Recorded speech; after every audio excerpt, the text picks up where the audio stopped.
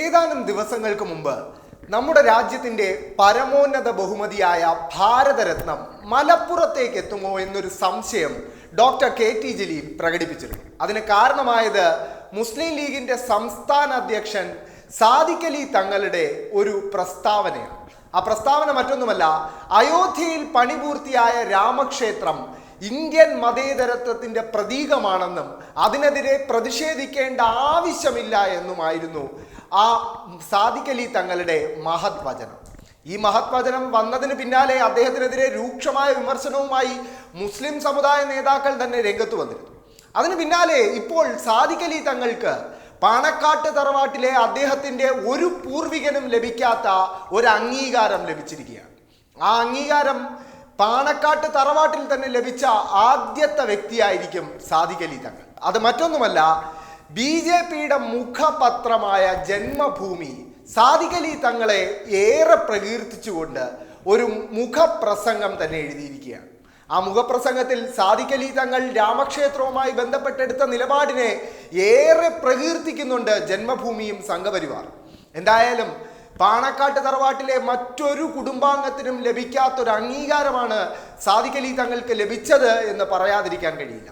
ആ എഡിറ്റോറിയലിന്റെ തലക്കെട്ട് തന്നെ ഇങ്ങനെയായി: അയോധ്യ രാമക്ഷേത്രം ലീഗിനോട് പറയുന്നത്. അതിൻ്റെ ഏറ്റവും പ്രസക്ത ഭാഗങ്ങൾ ഇങ്ങനെയാണ്: ഭാരതത്തിന്റെ മുഴുവൻ അഭിമാനമായ അയോധ്യയിൽ ഉയർന്നു വന്നിരിക്കുന്ന ഈ രാമക്ഷേത്രത്തെ പിന്തുണച്ചുകൊണ്ടുള്ള മുസ്ലിം ലീഗിന്റെ നിലപാട് ഒരേ സമയം സ്വാഗതാർഹവും കൗതുകകരവുമാണ്.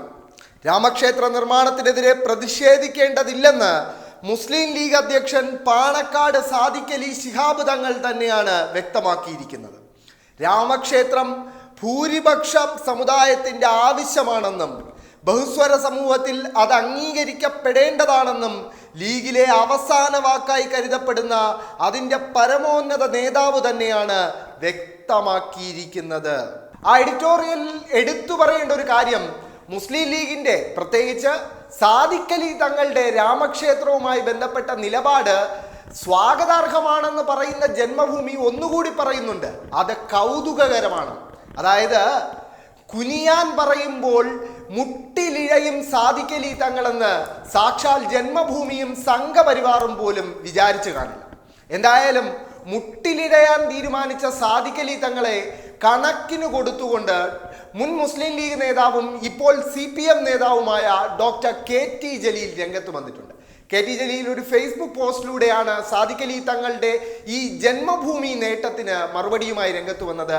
ആ ഫേസ്ബുക്ക് പോസ്റ്റ് ഇങ്ങനെയാണ്: ഭാരതരത്നത്തിന്റെ ആദ്യ കടമ്പ കടന്നു.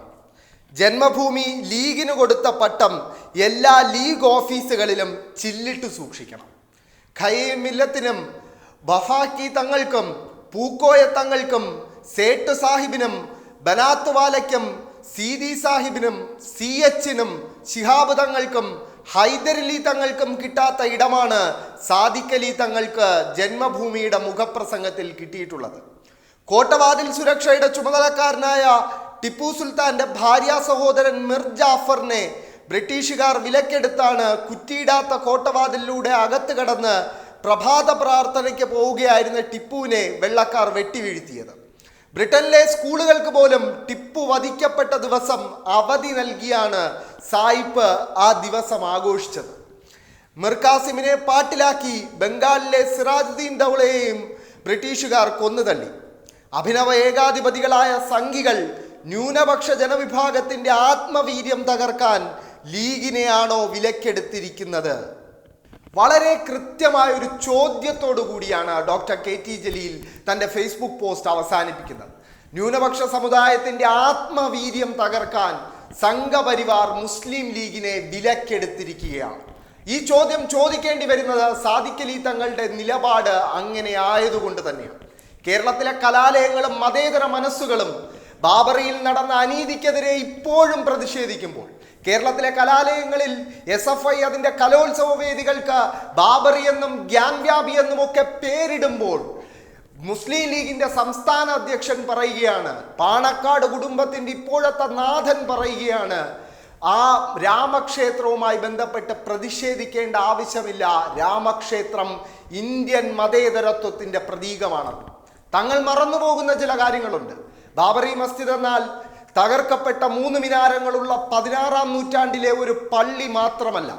അത് ഇന്ത്യ ഒട്ടാകെ 1990-ൽ അദ്വാനി ആദ്യ രഥയാത്ര ആരംഭിച്ചത് മുതൽ 1993 വരെയുള്ള കാലയളവിൽ ഇന്ത്യ ഒട്ടാകെ നടന്ന സംഘപരിവാർ ആസൂത്രിത വർഗീയ കലാപങ്ങളിൽ കൊല്ലപ്പെട്ട മനുഷ്യരുടെ ജീവന്റെ വില കൂടിയാണ്.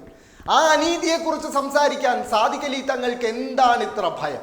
കേരളത്തിൽ മുസ്ലിം ലീഗിന്റെ അധ്യക്ഷനായിരിക്കുന്ന സാദിഖ് അലി തങ്ങൾക്ക് ആ വിഷയത്തിൽ ഒരു ശക്തമായ നിലപാടെടുക്കാൻ ഇത്ര ബുദ്ധിമുട്ടുണ്ടാകുന്നത് കൊണ്ട് തന്നെയാണ് SDPI പോലെയുള്ള തീവ്ര സംഘടനകൾ മുസ്ലിം സമുദായത്തിനിടയിൽ വളർന്നു വരുന്നത്.